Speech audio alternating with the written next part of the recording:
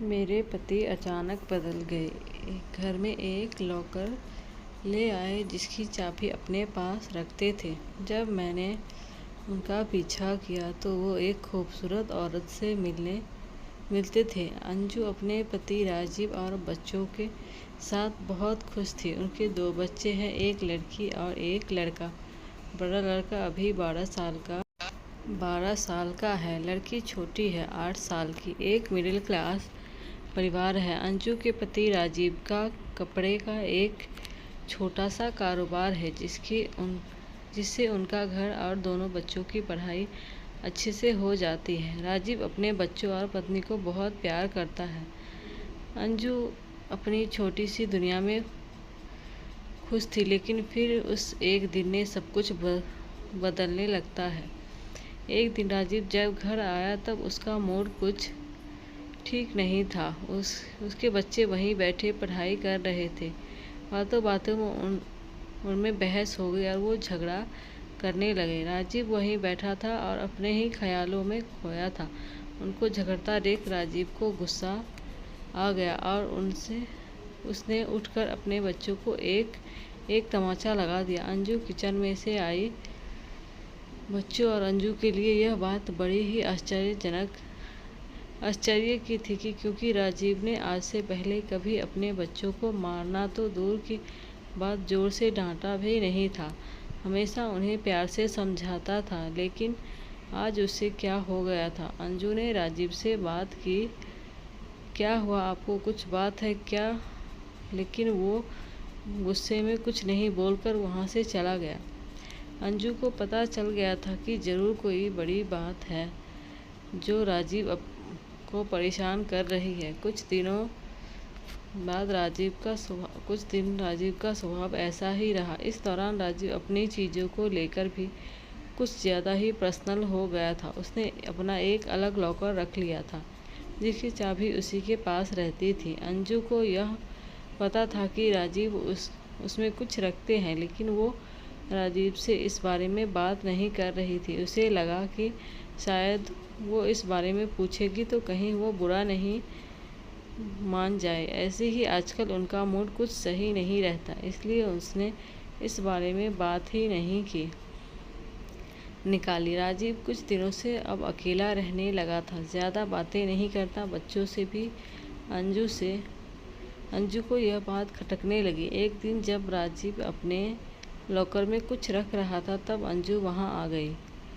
अंजू के देख उसने झट से सबसे पहले लॉकर को बंद किया। अंजू ने पूछा, क्या हुआ? ऐसा क्या है जो आप छिपा रहे हैं? क्या हो गया है आपको? कुछ बात है तो बताइए। राजीव ने कहा, कुछ नहीं, कुछ होगा तो मैं तुम्हें बताऊंगा। ऐसा कुछ है ही नहीं। अंजू को अब चिंता सताने लगी कि उसे अपने पति का बदला सा रूप दिखाई दे रहा था। घर में शांति ना हो तो उसका असर सब पर पड़ता है। करीब 1 महीने तक उसने पति का यही रूप रहा, लेकिन 1 महीने बाद अचानक वो फिर से बदलने लगा।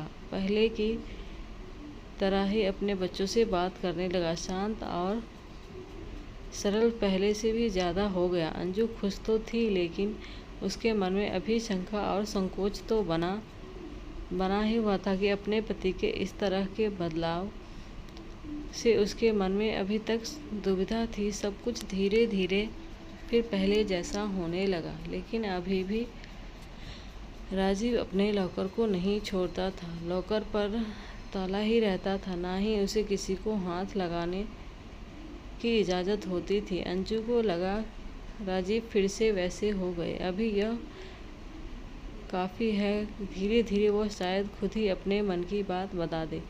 समय बीतता गया। एक दिन अंजू दोपहर अपने घर में कुछ काम को निकल गई। राजीव दुकान पर थे और बच्चे स्कूल, इसलिए वो घर के काम से खुद गई। लेकिन बाहर जाने पर उसे पता नहीं था कि उसे ऐसा कुछ दिखाई देने वाला है। उसे वहाँ राजीव दिखाई दिया, वो भी एक बहुत ही खूबसूरत औरत के साथ, और राजीव उसे पैसे भी दे रहा था। उनको देखकर अंजू छिप गई ताकि वो दिखाई नहीं दे, लेकिन अब उसके मन में सवालों के भूचाल आ गए थे। तरह तरह के ख्याल आने लगे कि इस औरत की वजह से ही शायद उसके पति में बदलाव आया है। शाम जब राजीव घर आया तो अंजू ने पहले ही कुछ सोच रखा था। उसने राजीव से पूछा कि दिन कैसा गया, कहीं गए थे या दुकान पर ही थे। राजीव ने कहा, नहीं, दुकान पर ही था, कहाँ जाऊँगा।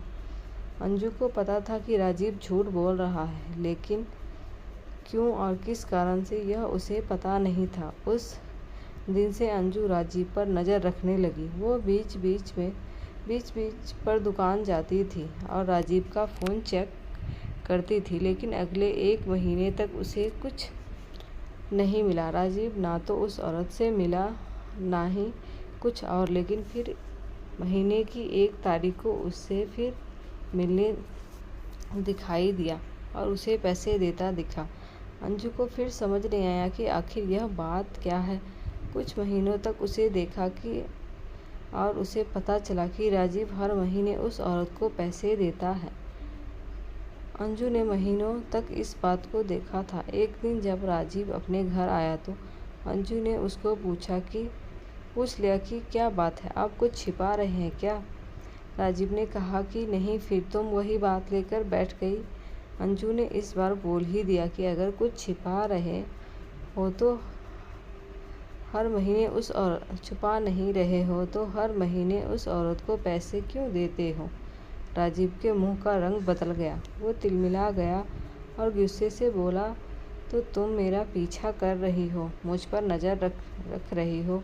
हर महीने मैं बहुत लोगों को पैसे देता हूँ। तुम क्या जानती हो दुकान के बारे में। अंजू ने कहा कि मैं जानती हूँ दुकान के बारे में, और यह भी जानती हूँ कि वो दुकान का काम नहीं था। राजीव ने कहा कि तुम्हें जो समझना है समझो, मुझे कोई सबूत देने की ज़रूरत नहीं है। वो बात वहाँ ख़त्म नहीं हुई। अंजू ने उसके बाद भी राजीव पर नज़र रखी, लेकिन अब उसे वो उसके साथ फिर दिखाई नहीं दिए।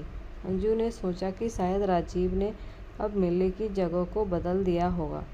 राजीव का लॉकर भी उसे अब खटकने लगा। उसे लगा कि हो ना हो शायद इसी में वो राज है जो उस औरत और राजीव के बीच में है। जब राजीव नहीं था तब उसने कोशिश की उस लॉकर को खोलने की, लेकिन वो नहीं खुला। घर में बच्चों को देखकर अंजू चुप हो गई। उसने इस बात को घर में उठाना बंद किया। उसे लगा कि इसका उसके बच्चों पर बुरा असर पड़ेगा और वो नहीं चाहती कि ऐसा हो। समय बीतता गया। करीब 3 साल के बाद राजीव की तबीयत खराब हुई। सांस लेने में प्रॉब्लम तो हो रही थी। राजीव अपनी पत्नी के बिना बताए अस्पताल गया था और करीब 1 या 2 दिन बाद वापस आ गया। घर में किसी को इस बारे में उसने नहीं बताया। 2 दिन बाद जब वो घर आया तो अंजू उस पर टूट पड़ी। बोली कि क्या हालत बना रखी है, कहाँ थे, ऐसा क्या है जो आप इतने सालों से छिपा रहे हैं। आज मुझे आपके और इस लॉकर के बारे में जानना है। राजीव ने अब सच बताना सही समझा। उसने लॉकर खोला और उसमें से फाइल निकालकर अपनी पत्नी को दिखाना शुरू कर दिया। सब देखकर अंजू के पैरों तले ज़मीन निकल गई। उस फाइल में उसकी बीमारी और अस्पताल के पर्चे थे। राजीव ने बताया कि आज से ठीक 4 साल पहले उसे पता चला था कि उसे एक गंभीर बीमारी है और ज़्यादा दिनों का मेहमान नहीं है। इस बात ने उसे तोड़ दिया था। उसे चिंता सताने लगी थी। वो यही सब में डूबा हुआ था। वो निराशा और चिड़चिड़ा हो गया था। यह सब हो ही रहा था कि एक दिन दुकान के सामने उसे एक औरत दिखाई दी जो कि भीख मांग रही थी।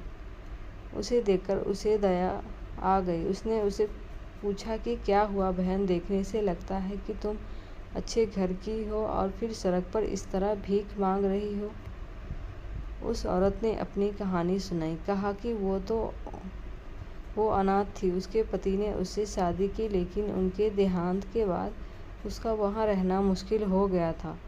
उसे वहाँ के लोगों की नीयत का पता चल गया था, इसलिए वो कैसे भी बचकर अपने 2 बच्चों के साथ वहाँ से यहाँ इस नए शहर में आ गई। यहाँ उसे गुजारा और रहना मुश्किल हो रहा था, इसलिए मजबूरन उसे भीख मांगना पड़ रहा है। राजीव को उस समय लगा कि अब उसकी बीमारी कुछ ही समय की है, इसलिए उसने उसकी मदद करना शुरू किया। उसे और उसके बच्चों के रहने को घर और खाने की व्यवस्था की, साथ ही हर महीने उसे पैसे भी भेजता रहता है। उसने न सिर्फ उसकी बल्कि औरों की भी मदद करना शुरू किया। राजीव भी आश्चर्य से भरा रह गया था कि इस दौरान उसे पैसों की कमी नहीं हो रही। साथ ही जो बीमारी उसे कुछ दिनों में ख़त्म करने वाली थी, उसके इस अच्छे काम की वजह से उसे अभी तक जीवित रखे हुए है।